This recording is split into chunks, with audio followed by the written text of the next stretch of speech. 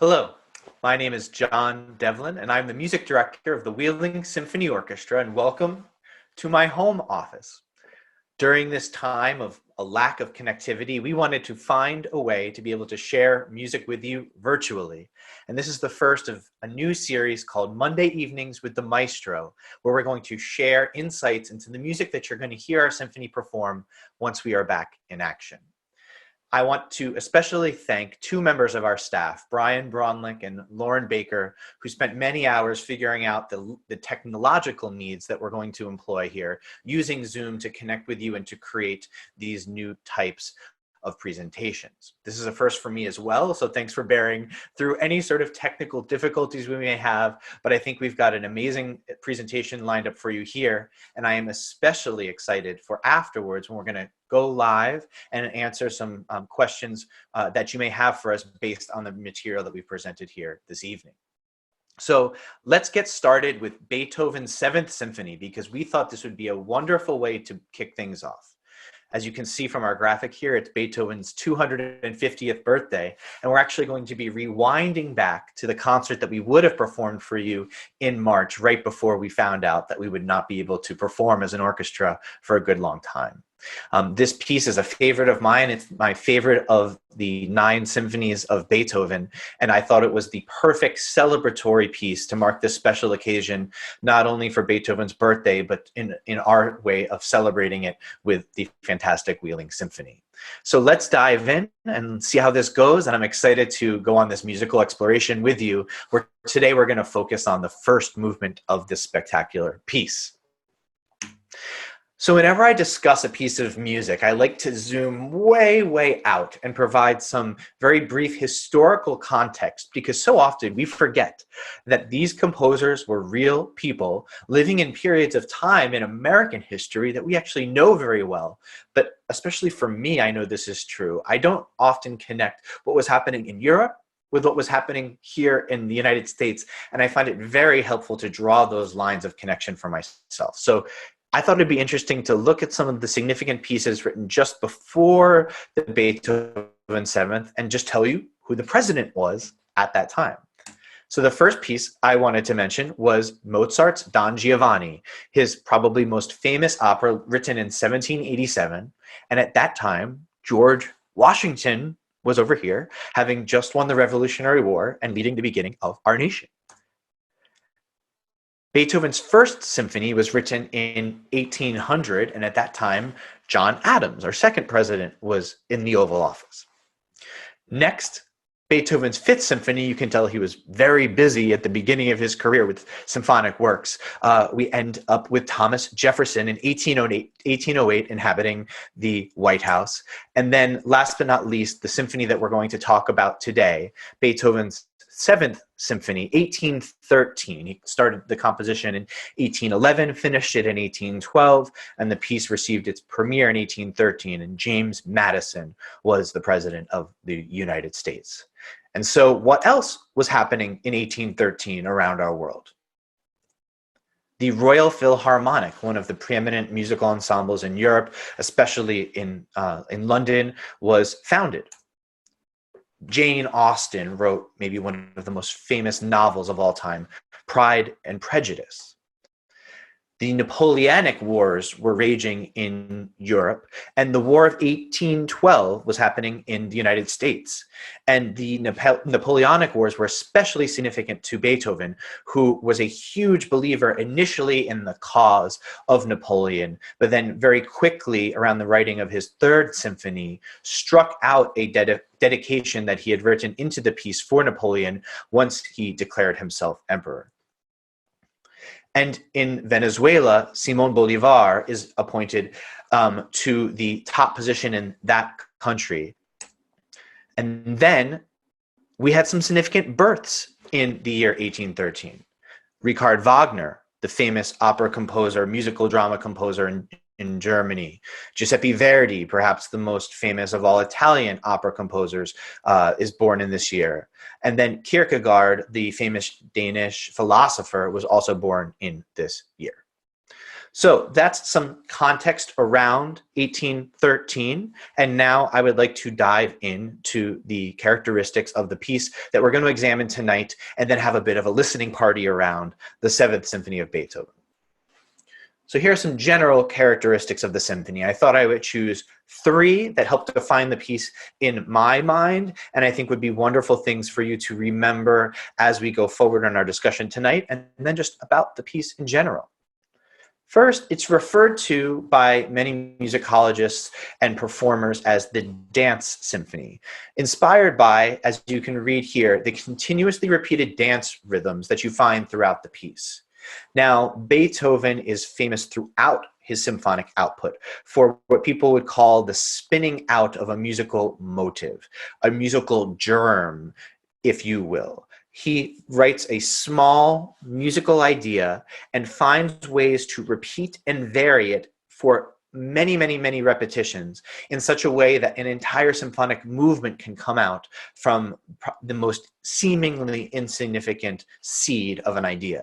The most famous of all of these ideas is, of course, the first movement of his Fifth Symphony. Ba-ba-ba-bum, bum-bum-bum-bum. And if you listen to the rest of that movement, the entire time we're hearing some version of repeated throughout. This is now evidenced in the symphony that we'll listen to tonight, the 7th, especially in the first movement with a different type of rhythm, one that's in 6/8 time. Dum ba-dum bum ba-dum bum ba-dum bum ba-dum bum. And we'll get to that as we move forward towards our listening.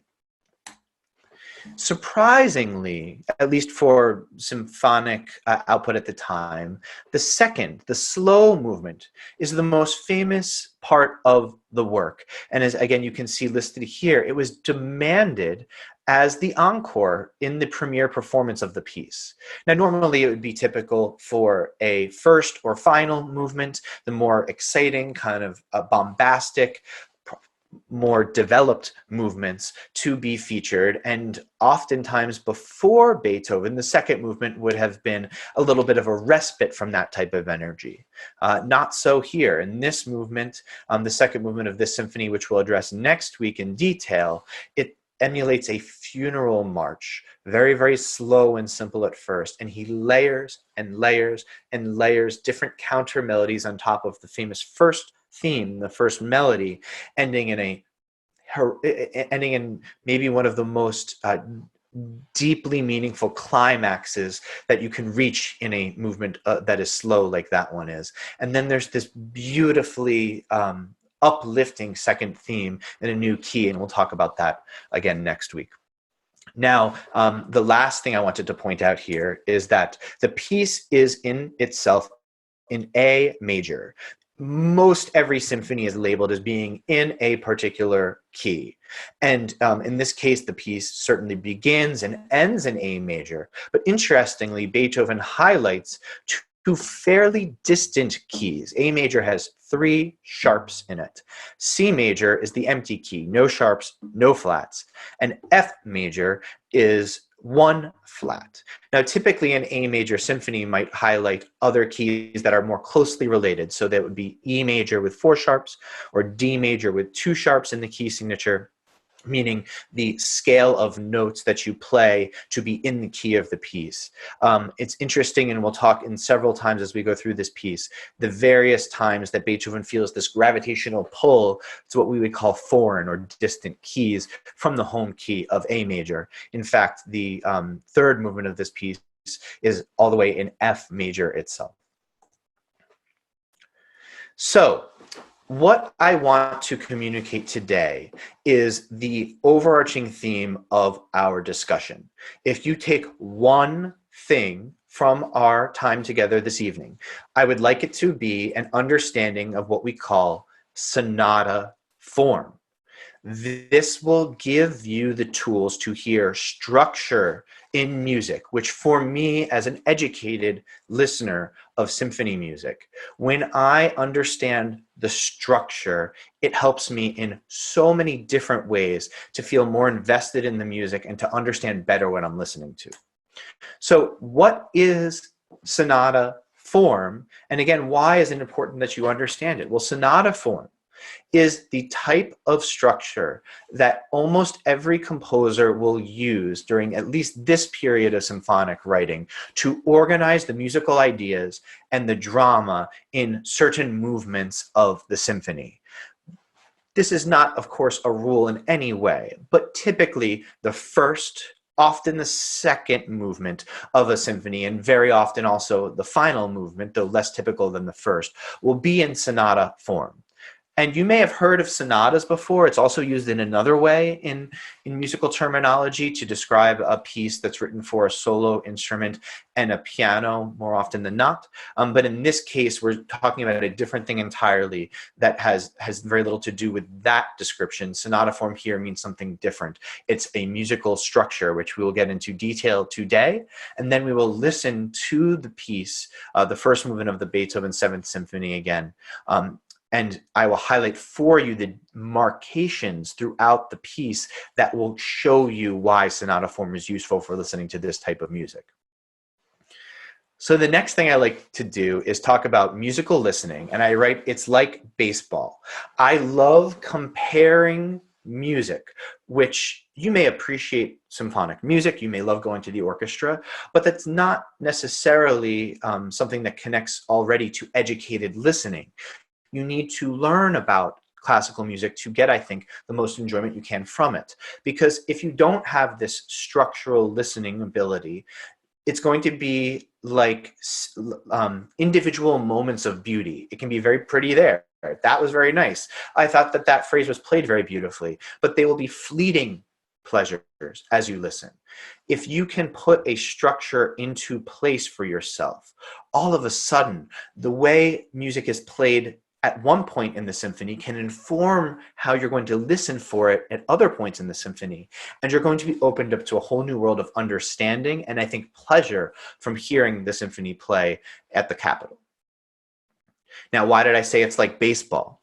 Picture this. If you went to a baseball game and someone had been beamed down from outer space, alien life form of some sort, and sat next to you during the baseball game, I think the alien, no matter how hard you tried to describe the rules and what was going on, would be bored almost right away.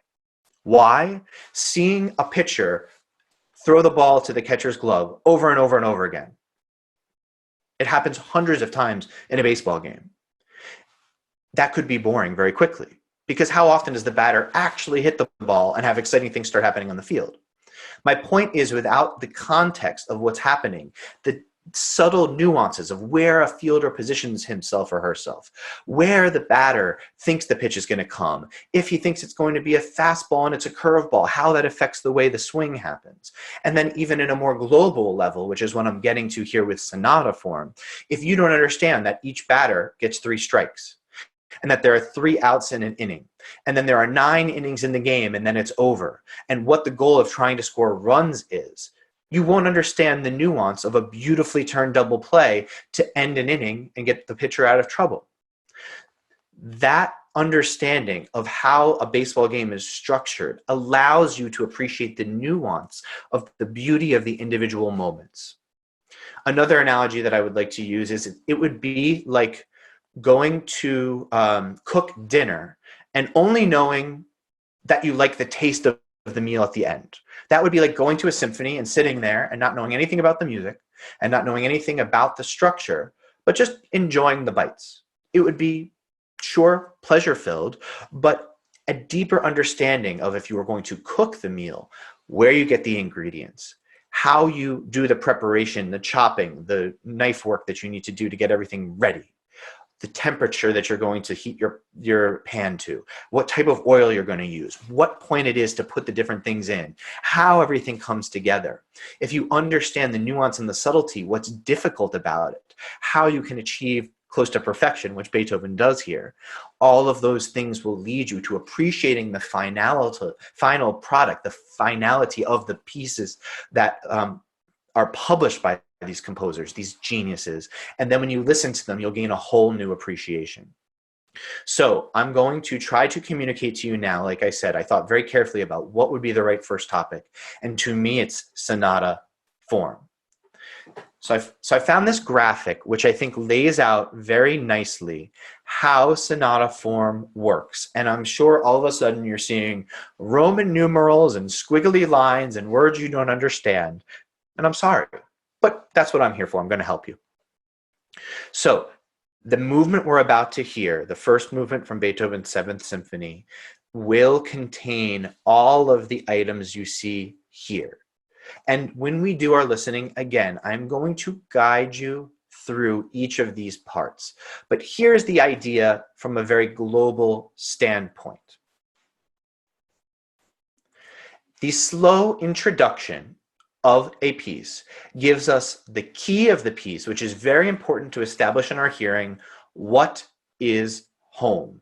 It gives us the key and the mood. And you're going to hear that the mood of this opening changes as we're introduced to it, and that the contrast from when the piece begins in earnest in the exposition, that contrast is going to be a very special thing that Beethoven does for us here. Now, in the exposition, this is where we are introduced to the main characters of the piece. So imagine the slow introduction being the drawing up of the curtain. There may be an overture playing if this is an opera, and then we see the set. We see the characters walking to and fro on the stage. We understand where we are. Now, the exposition is where the composer is going to sketch out the personalities of the character for us. Usually, there will be two different keys that inhabit the exposition of a sonata form movement. So you can see if we go back here, that we have the introduction, which will almost always be in the home key. And then we have theme 1. It says tonic underneath it. This will be the main musical material of the movement and in the home key, or in this case, A major. Then there's a bridge, a bit of music that serves as a connection between the first theme and the second theme. The second theme will usually have some sort of motivic connection to the first theme, but will almost always ascend by one key, up in our case from A major, which is home, adding one sharp, turning it into E major. And then we reach a closing theme, which will serve to unite the thematic material of the exposition, which is the name for the overall section comprised of theme 1, theme 2, and the closing theme. And then you see these big lines with the two dots in front of the exposition and at the end of it. That indicates a musical repeat. In Beethoven's Seventh Symphony and most other pieces of this type, the entire exposition repeats explicitly. Why does a composer do this? The reason is that we need to be familiar enough with the first theme and the second theme so that when we get to this middle section, the development, we can remember the musical material that was presented to us in an expositional way back in this first section, so that when the development comes and provides the drama of the movement, our ear can attach to the things that the composer is doing to manipulate the earlier themes that will prove interesting to us during the dramatic portion of the unfolding of this musical drama that we hear in a movement such as this one. So again, we have the slow introduction, the exposition with tension between the keys, right? Remember, the first theme is in the home key, the second theme is in a contrasting key. And then the development, allowing the composer to introduce significant drama where the exposition material is used. We'll be familiar with some of the things we hear, but it's manipulated to cause a dramatic unfolding for the listener. Let's go back to our diagram. The next section is what's called the recapitulation. You can tell by the name, recapitulation, back to the head. You see the familiar theme 1, theme 2, closing themes that we had in the exposition. The recapitulation is almost going to be a perfect restatement of what we heard in the exposition. But this time, do you notice that the Roman numeral 1 exists underneath both theme 1 and theme 2? The development presented drama. Recapitulation gives to us resolution. The second theme, through what's called this episode, will now appear in the same key as the first theme, Again, this is not a rule, but it's typical, giving us a sense of unity and completion, leading us to what's called a coda, which ends the movement in a satisfying way, drawing on usually thematic elements from the exposition and recapitulation to bring us, again, to a closing that sounds familiar and very heavily establishes a return home to our tonic. I promise that if you have the same experience I did, which is when I internalized this structure, my enjoyment in concert halls went up exponentially because I was no longer that alien at a baseball game. Instead, I was an informed listener that understood the context that unfolds for us within a movement such as this. It's the same thing when you're watching a sitcom on TV. It's 22 minutes, and we know the way that the beats are going to feel as we go through it, and we understand the things that the director and the actors are communicating to us better. The same thing in a drama, especially if you think about a procedural drama on television where you have a crime that's committed. That's in the first minute, and then they go to a commercial. And then you come back and your trusty detectives meet a few characters and they are all told a slightly different story. We know one of them is guilty. Then another commercial break. We come back and the detectives do some detective work. The investigation happens. And we know what to expect. You're going to have some clues that lead them in the right direction, some clues that lead you in the wrong direction, and you're there guessing along with the drama as it unfolds. How is this going to end? Who was the culprit? Then the final commercial break happens, you come back, they arrest the right person, hopefully, and then we are presented with a little teaser for the next week. If we understand that format, we can enjoy the unfolding so much more. And likewise, I think we can enjoy a symphony movement so much more if we take the time to understand what's happening here. And now I think we are ready to move forward and to enjoy some Beethoven. So let's listen to the Seventh Symphony, and I'm going to now move us over to a score. I know we're going to have a lot of music students listening to these, as well as some of our audience members that can read music. So I'm going to have us listen to a recording that I very much enjoy by the Pittsburgh Symphony and Manfred Honeck. A lot of you are familiar with that orchestra, as it's just about an hour away from Wheeling. I love being able to go and hear their concerts. And I'm going to lead us through a listening of this piece. Every so often, I'm going to chime in and let you know where we are and when one of those elements of sonata form starts to unfold. Once we get to those sections, I will point them out, both with my mouse here and on the music, but I really also hope that you can enjoy this and look forward to understanding sonata form as you listen to the Wheeling Symphony Orchestra perform this piece just as soon as we're able to perform for you again. So thank you for listening through the lecture part of the talk tonight. I hope it was enjoyable. And now I look forward to hearing the notes of Beethoven again performed by Manfred Honeck, conductor, and the Pittsburgh Symphony Orchestra. Starting with the introduction, Beethoven's Seventh Symphony.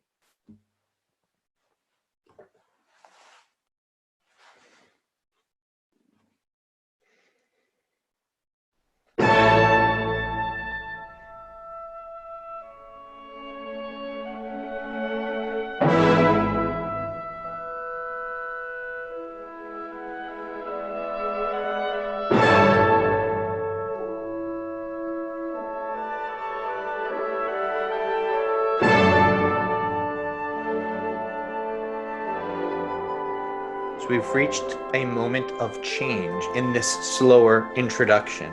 We had the same figure repeated 4 times in a row in different guises, and then we have this one bar of extension in this new idea. Just bum bum bum bim bum bim bum in the strings, this upward 16th notes, quiet kind of pattering, and then you're going to hear in the clarinets and bassoons 2 versions of a recall of that descending half note theme. Then one more time the 16th notes will occur, but this time you can see crescendo, get louder, and we're going to arrive at an entirely new section here, fortissimo. You're going to hear the rising figure that was originated here in a string instrument at all times. But now remember la mi do fa mi from the oboe that started. You're going to hear in this case the second violin start fortissimo, sforzando, accented, that same figure, and it gets passed from the seconds to the firsts, the seconds to the first, before we end up in the next section here. So listen to how, again, he establishes something here that we've already heard. He's going to reference it here with this new idea, and then two ideas are combined with that ba-da-dee-da-dee-da-dee being established only in the string voices here, but against the 16th note idea that he put into play here, starting in the 10th bar. Let's hear it.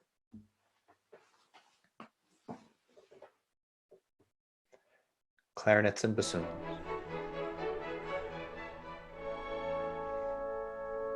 Again, now the crescendo version of the 16th notes, leading us to this heroic fortissimo. So you can hear the violins playing the main theme. Now the first violins.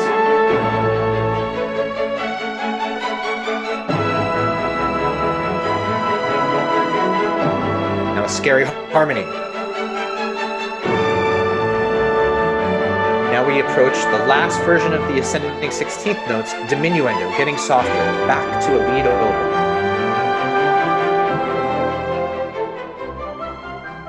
So now we've reached another structurally critical point.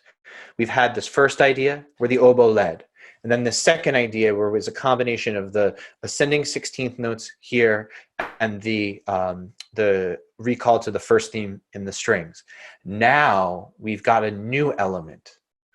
And remember before we talked about the piece inhabiting different keys. It also lives in C major. It also lives in F major. Well, here's a great example. All of a sudden, you see a lot of the notes that were sharp before are getting naturalized by Beethoven, leading us to be in a different key. We're no longer in A major. We're living in C major now.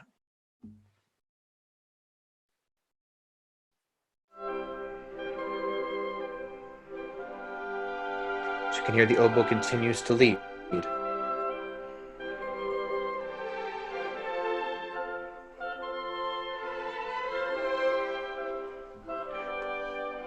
Now, similar to the line that the oboe just played, now the violins will play the same thing, but you can hear there's some tension added.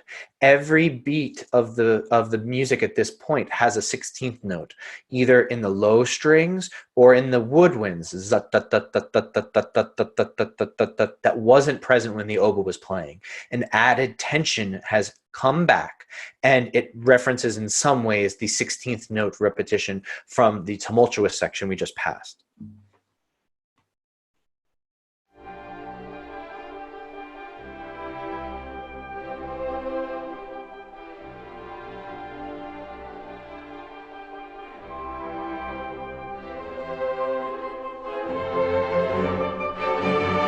Now we've arrived at a next critical structural point here.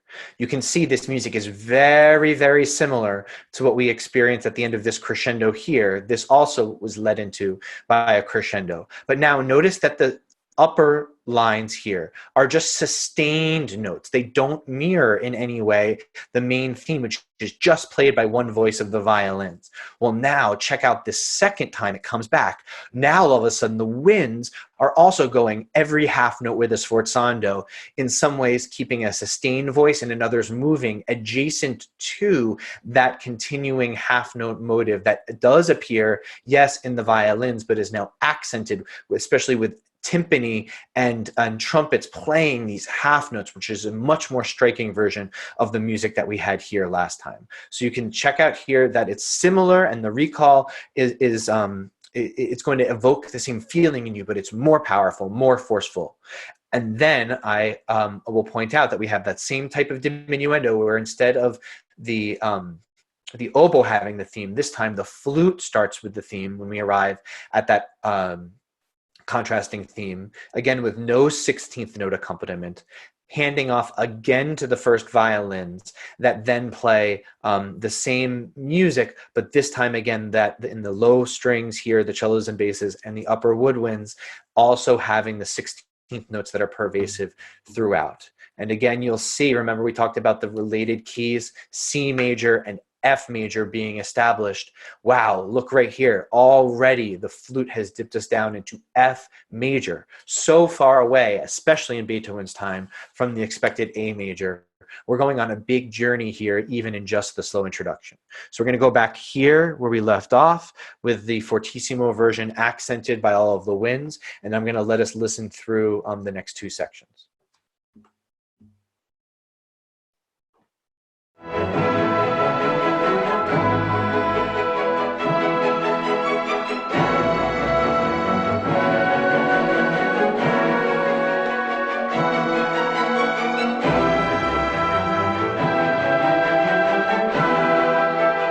Now the diminuendo signaling the arrival of a new section.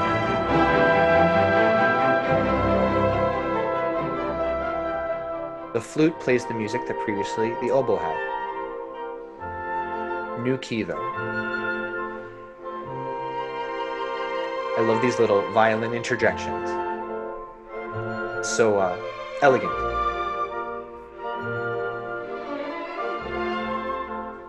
Okay. Now we've reached some new music. I want to point out one thing. Beethoven is such a genius. A lot of composers, if you're doing a repeat of music we've heard before, where again, this section here with the flute leading is very similar to the section we had here with the oboe leading. But look at this. In the second bar here, Beethoven, in the second version with the flute, adds pizzicato in the low strings, whereas before that did not exist. It was just accompaniment in the violas here and the neighboring woodwinds. Now, with the flute playing, this pizzicato adds such a different bounce to the feeling, and the oboe joins into the accompaniment, whereas the flute did not play in the accompaniment here. So even though Beethoven is utilizing material that's very, very similar, almost explicitly similar to in previous places, he adds these new touches that are so effective. And then, wow, we reach this new place of the music where we have the similar thing to what we had here in the violins. And remember that the violins took over from the oboe last time? Well, now the first violins take over here again. And you can see we have a pianissimo, but he shortens this by a bar. Last time, you can see that we had the violins doing this melody, right? Starting here. And then there's a repeat of that. And now this time, instead of having a return of second time, he eliminates that. We're going somewhere new. And so here you can see and then surprisingly, he doesn't go back to that and repeat. He goes up and ascends, and we start driving to a new musical area. So again, Beethoven will take something we've heard before, manipulate it to add excitement and energy, and I love what he does here. It leads us back to a very significant structural point in the music.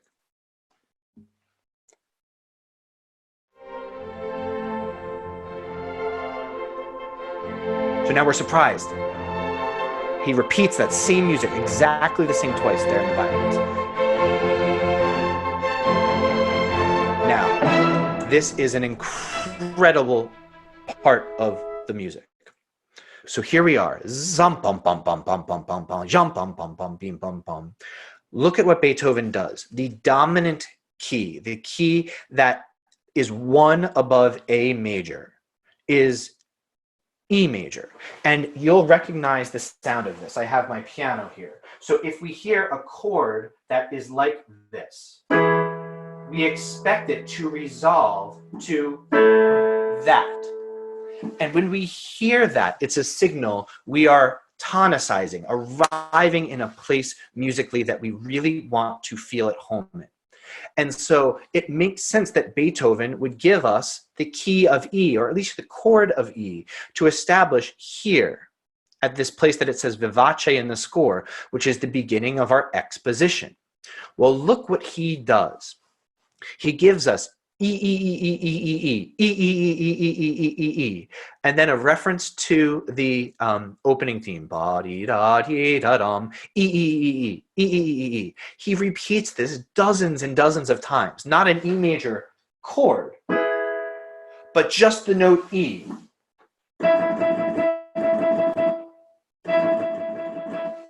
It's the most simple, maybe the most obvious, but the most brilliant way to give us a signal that the expected landing point is coming, because you can see we've gone on a big journey even in this introduction.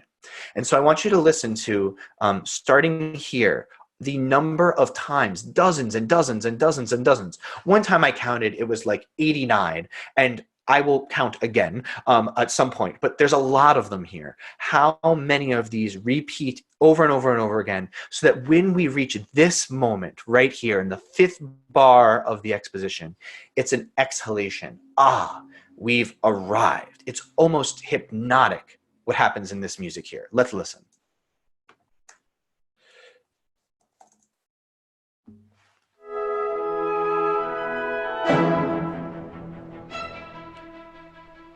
Here come non-stop E's over and over again.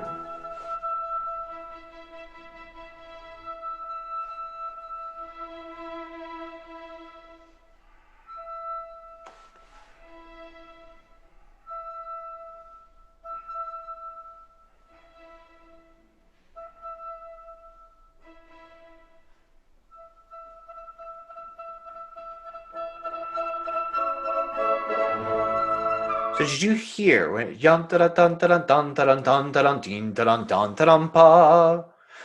feels like coming home, and you don't know why? It's because of the way Beethoven slammed these E's into our ear. And finally, just here, we get the chord structure that we expect, and and the A major chord is built around the notes that have been repeated, and finally we have an A major chord that feels like home, and we've arrived at the exposition.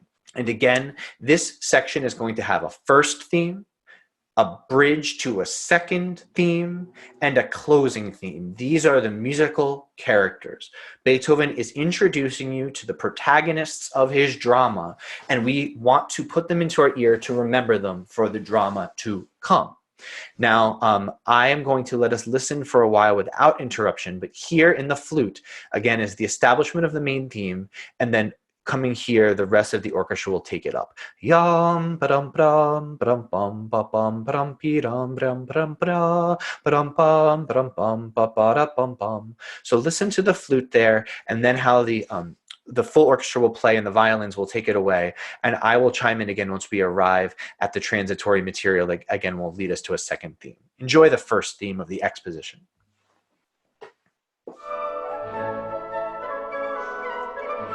You can see the tempo is increased. It's very lively, upbeat, buoyant.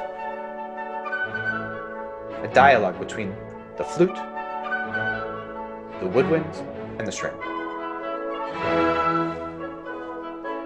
Beethoven loves doing this, giving us a fermata, a pause, and then delivering glorious music. You can hear those horns. Horn players love this symphony because of the heraldic nature of what they get to do. The prize. We're going somewhere. Transition. Drama. Sneaking. A swell from out of nowhere. Back to sneaking.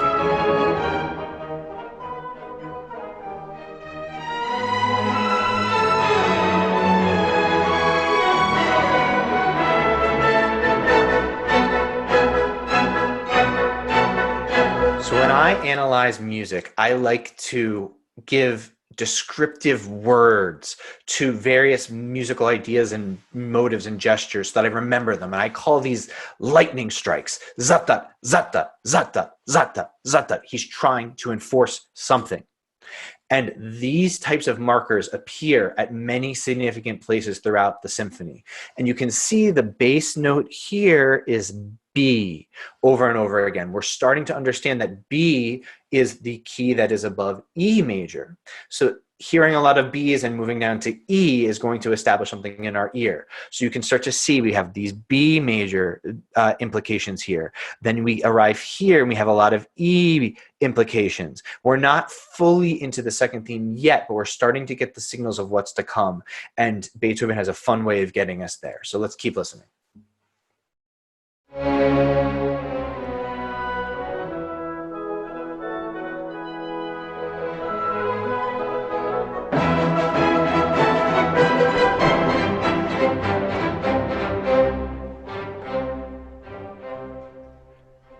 Now you can really feel a setup for an arrival, right? For building.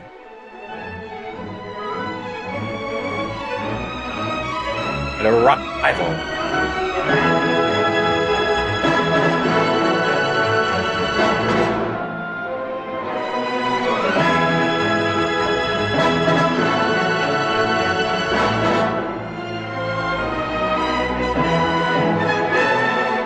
So you can see we've now been transited through this secondary theme material where the focus was on E major, that dominant key area, where we're dancing around that type of idea.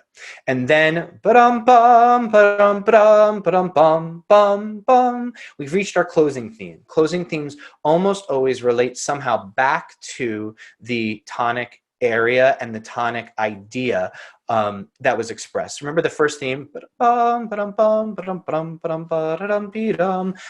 Here we have a direct relationship to that here. So we're leading towards, you can see the end of the exposition is this closed repeat.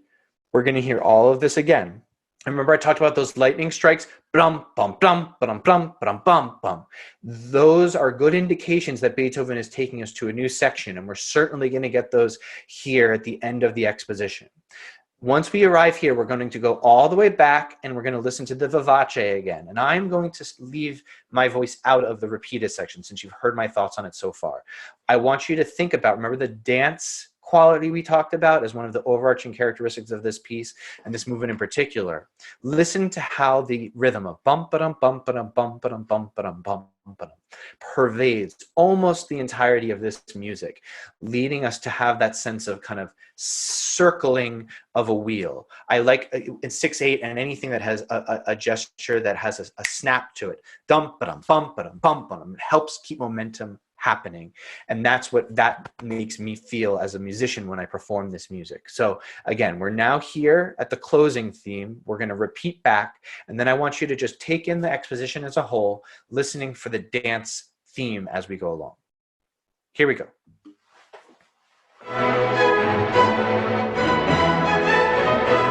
Lightning strikes.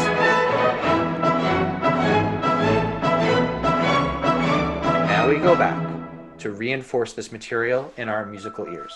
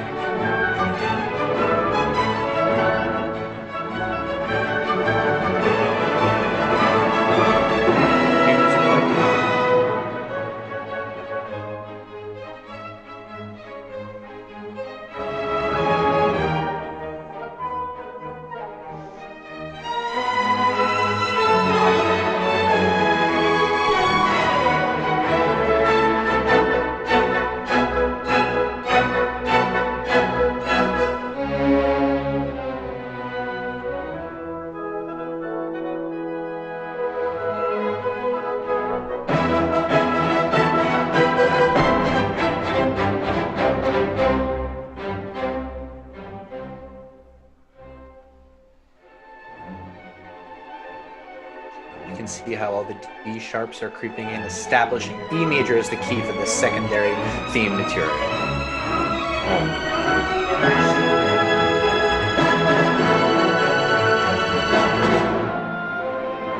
The last gesture in the second theme, and the closing group.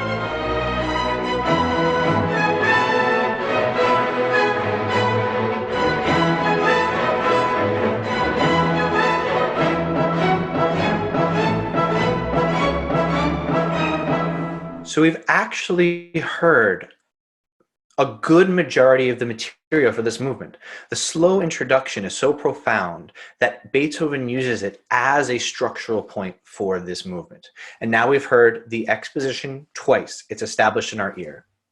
Now, one of my favorite things about musical form is the way composers enter into and leave the development. Some composers will actually even start the development exactly the same way the exposition started, fooling you into thinking we're hearing it for a third time, and then weaving their way skillfully out of it in such a way that the development is obviously upon us. Brahms is great at this. Or he may layer the first and second themes on top of each other, a great artful, skillful procedure to show us right away that he's able to do that and take us on a journey from there. Beethoven does something different. Remember those lightning strikes that signified something new happening, a change? He gives us 2 more bars of that. Jum ba jum ba bum ba bum bum in foreign key. And then he actually begins. Remember before it was the flute and the oboe, yum ba dum bum ba dum bum ba dum bum ba dum bum. Here, starting the way that the exposition began. Well, look what he does.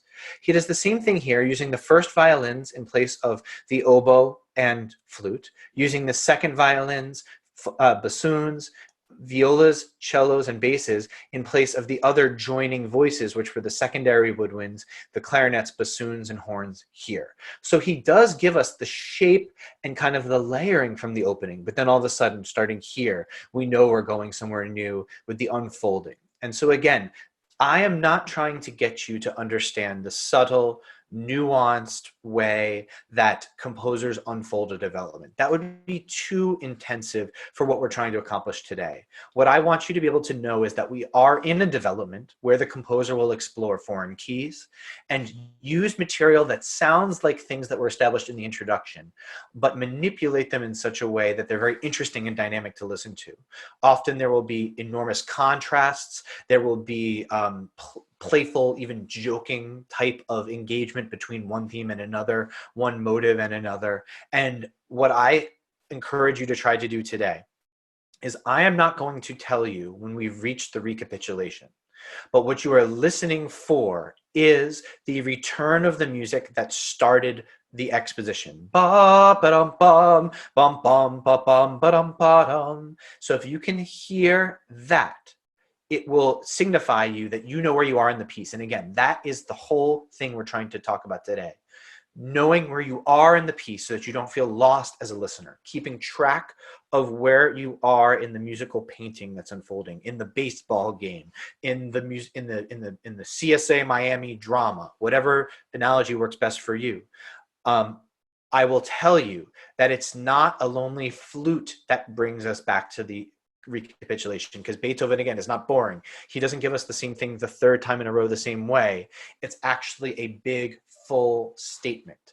And when we get there, I'm going to let it go by for a bit. I want to see if you can hear it, and then we'll look back and talk about how he did this. But for the next 2 minutes or so, you're going to be in this development section where everything is chaotic in the best of ways. Here we go.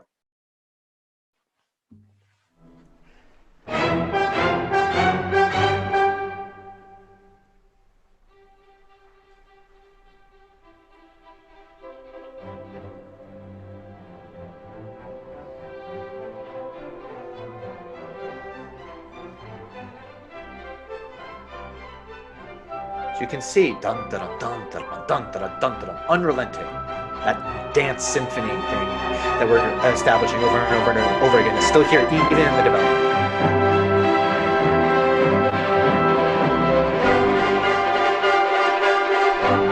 I told you the horns love this piece.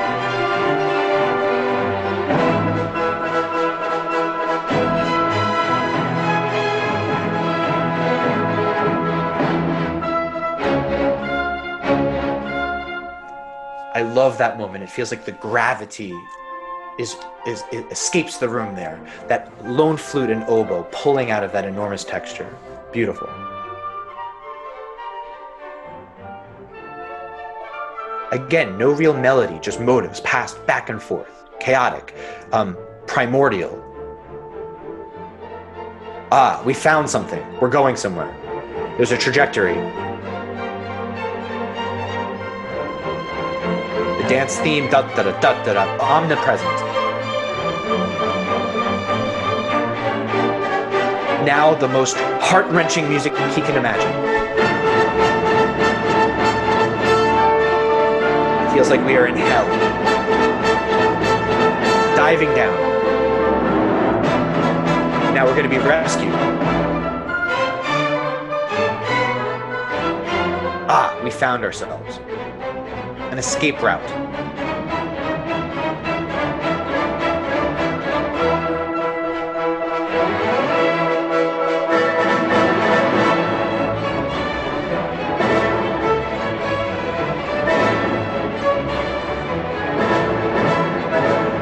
All right. So we're pre-recording this, so I can't see you, but raise your hand if you knew that we had reached the recapitulation. Are you lying? Okay. If you weren't able to tell, I promise that if you watch enough of these Monday night sessions, we're going to learn about how to do this together. Now, you could tell that we reached some sort of angular point here where we were redirecting ourselves back towards our home. And then remember the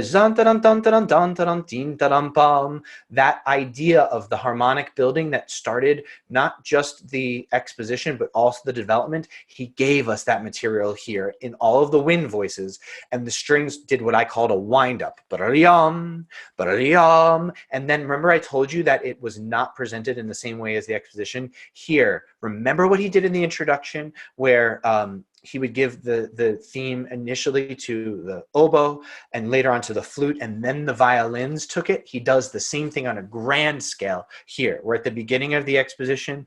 The flute has the theme. Well, now it gets passed to the violins. You could hear here that the whole orchestra is creating chaos around them. But boy, it is so great to hear the violins play this theme full-heartedly, not too high in their register. You have to fight to be heard, but it's just this ebullient return to our main theme, and the woodwinds and brass timpani providing punctuation marks. I'm going to rewind just a bit before the recapitulation, and we're going to listen to it again and see if we can all mark that arrival together in our ear. So we're right here on the bottom left of the page. We're building. 2 more bars of that. Now we're in our lead back. 1, 2, 3. Recapitulation. First theme, once again.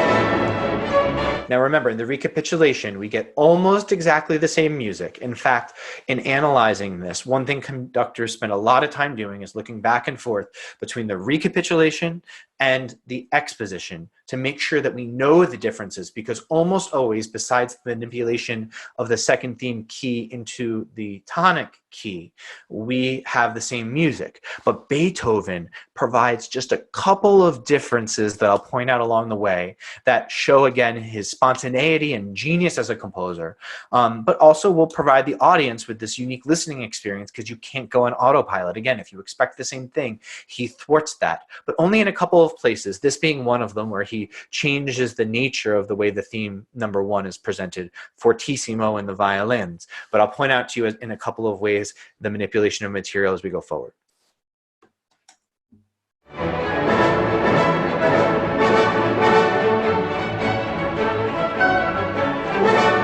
Even though the orchestration is different here, the music is still the same measure of phrasings and the same notes.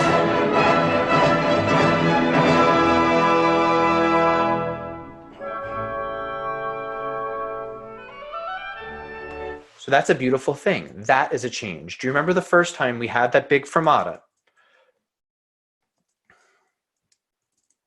Here. Jump ba bum ba bum bum ba and it was fortissimo, and all these upper strings have this big run up to the return of the theme in its fullest voice. Well, here he does the opposite. How genius. He took the fortissimo return of the theme proper in the violins and turns it on its own head.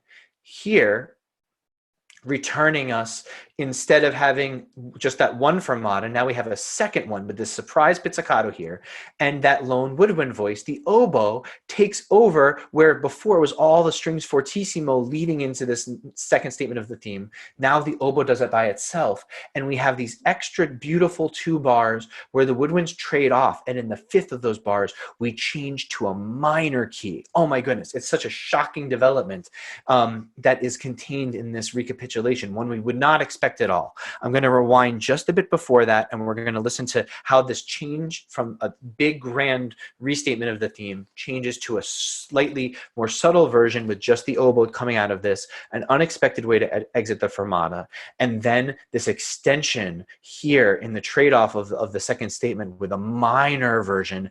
And then to me, once we arrive here, the last 4 bars that are on this page, this gorgeous trade-off starting with the oboe to the flute to the clarinet, and listen to how unbelievable this little chord progression is, bar by bar in the strings. It's absolutely gorgeous, and it evokes a moment for me that happens in the trio of the 3rd movement that we'll highlight in 2 weeks once we get there, and we'll reference back to this moment. So for now, let's listen into this, the first real new material that Beethoven adds into this movement, recapitulation. So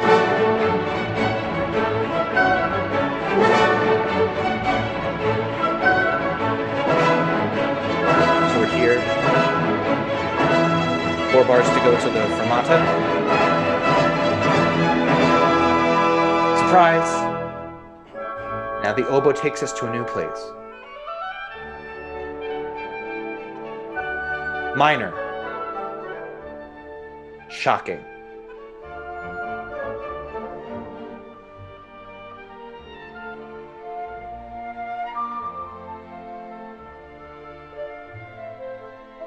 So to me, that's just stunning. Again, we're in this place where he could just go on autopilot and finish the movement for us. Instead, I don't know if you would agree with me, but maybe the most beautiful music in the whole movement is added anew here, and then bum ba-dum bum ba-dum bum ba-dum bum ba-dum. The timpani says no. We are going back to what we expect. That dance rhythm comes in. What's so beautiful about this music? Oh my goodness, it leaves out the dance rhythm. You can see it's here, da da da da da da da da da da in the strings, and then all of a sudden this timeless feeling is evoked because all of a sudden it's not there. This reestablishes, and then we're back on track with the way the music is expected based on the way the exposition is phrased. I'll point out one thing, and this is something I've thought about a lot. Here in the exposition, you can see when we get to this spot,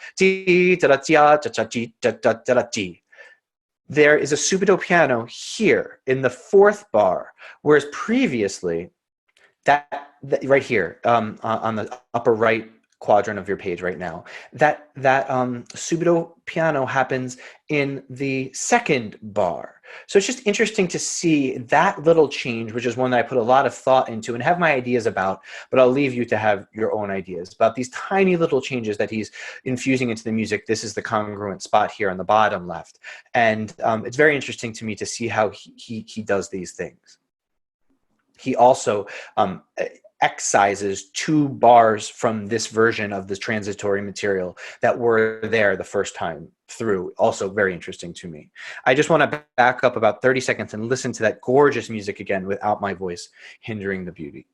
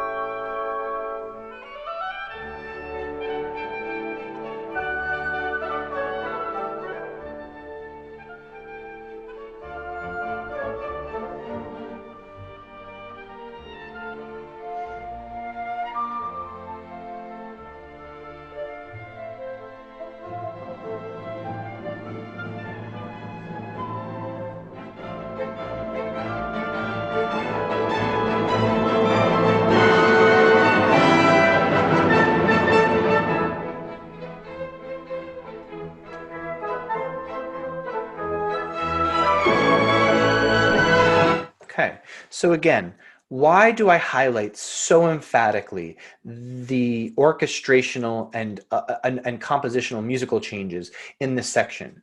If you didn't understand the sonata form, you wouldn't know that other composers would typically not do those types of changes, and you'd think, why am I hearing this music for a third time? Well, this is the resolution of the drama, but Beethoven, ever the dramatist, includes development in his recapitulation, which is something that, of course, his predecessors in the symphonic form, Haydn and Mozart, experimented with, but nowhere near on the scale that Beethoven would in this symphony, and even more so in other symphonies. The Eighth Symphony has incredible examples of even the coda becoming another development section. But here, I just wanted to point out how beautiful it is that because he delivers you this remarkably spector-filled beauty in these moments, it's even heightened for me as an appreciator of what he's doing, because he otherwise would not have put that music there if he was following the rules. So when you have an expectation as an audience member, because you know the game, you know the way it's played, when the composer breaks or bends the rules, it can have even more impact for you, because you know the joke, you get what happened, and you see why this is supreme genius. So now we've reached the secondary material, second theme in the recapitulation. And of course, you're going to see a resolution of the tension. Whereas here, you can see in the bottom right corner, the last bar, we've reached an arrival point. Whereas the last time we saw this,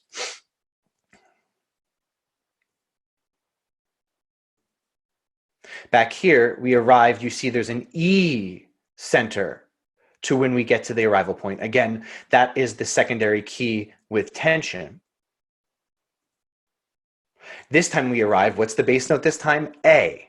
As promised, we are not migrating from a tonic to dominant, A to E. Instead, we're staying there in our A, because that tension between keys is resolved, which is the job of the development and recapitulation. Let's keep listening.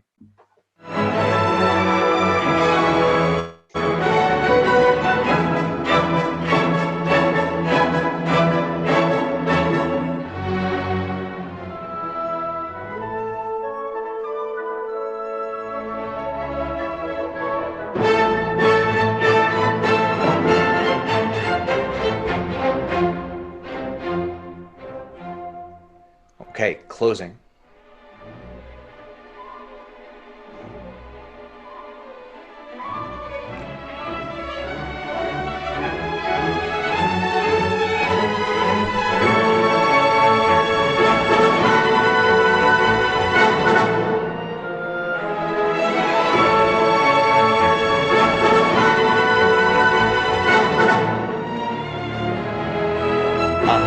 Here we are in the closing proper, music we've heard before.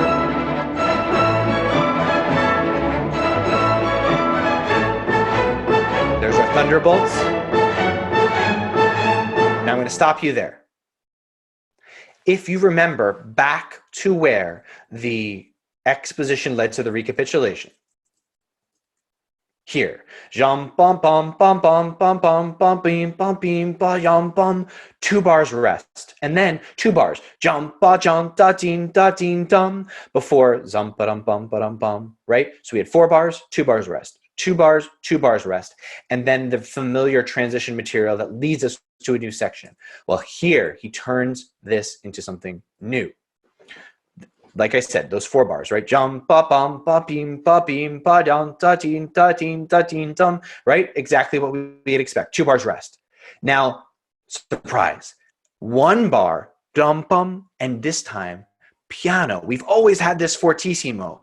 So not only does he change the dynamic, but he changes the duration, and then every other time this theme happens, this modular point of transition, it's surrounded on both sides by 2 bars of rest. 2 bars of rest, and like you remember back here, 2 bars of rest before it, 2 bars of rest after it, new section. Well, here, it's so stark because he gives us that 1 bar and then only 1 bar rest. But hey, he is still going to play with your ears and your expectations.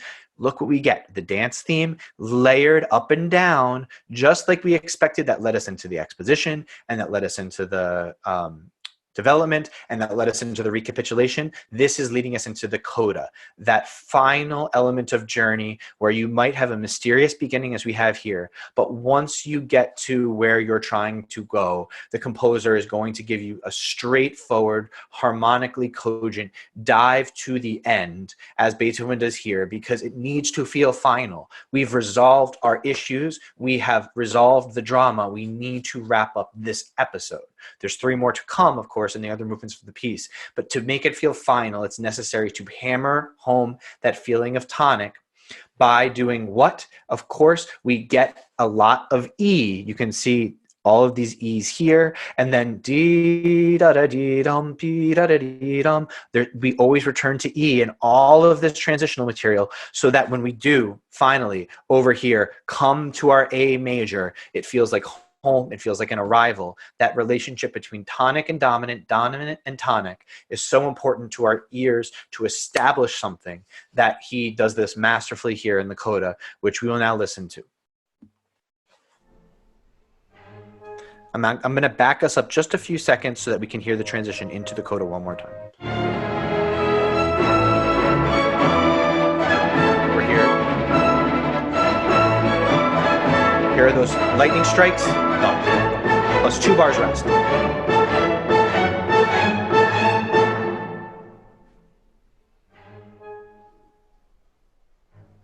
The shocking 1 bars, and then here we are layering again. The dance theme is back, right?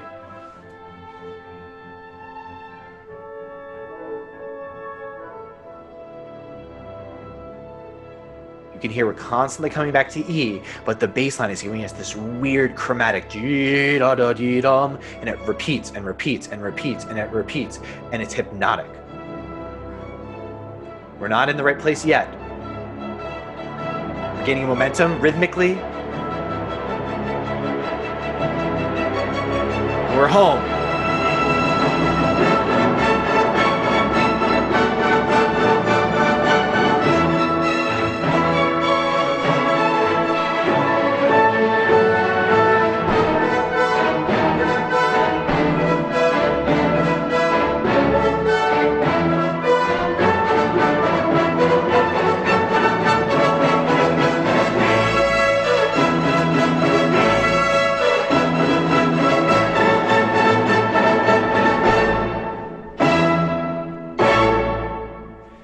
Okay, so I hope you've enjoyed what you've heard tonight, and that this guided listening is helpful to you, and that when you come back to the concert hall and hear us play this for you live, I hope you just remember those few structural things that we talked about, and then let the experience wash over you as a whole, while you keep track of just a little bit of the structure, the game plan, so that you're in on the musical jokes and the musical genius of Beethoven.